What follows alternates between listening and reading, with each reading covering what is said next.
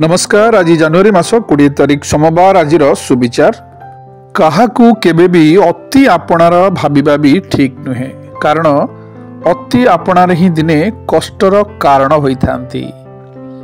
परम शत्रु जदि तुम पाखरे शरण पशिला ताहले जानि रख भविष्य से तुमर बड़ अनिष्ट करिब।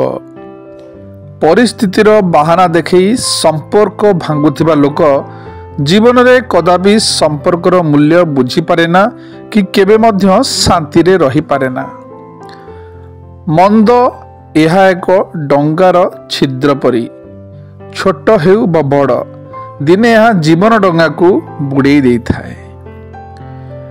आसीब भी एका जीव भी एका प्रमाणित होई गला। जन्म होई गले निश्चिंत मरिब, बुझिब बुझिबा बाला। शिक्षा तो ज्ञान आहरण करिबार साहाय्य करिथाए, हेले व्यवहार आचरण तो परिवार सदस्य मानक ठारू मिलिथाए। सुंदर देखा जाउथुबा मनुष्य किछि दिन पई भलो होई पारे, किंतु सुंदर हृदय थिबा मनुष्य एवं साहाय्यर हाथ बढ़ाई थिबा मनुष्य जीवन सारा भलो होई थाए। परिश्रमर रिजल्ट्स आउ समस्यार सॉल्यूशन विलंब हो पारे, किंतु निश्चिंत मिली थाए। शुभ सकाळ, दिनटी आपणकर मंगलमय हो।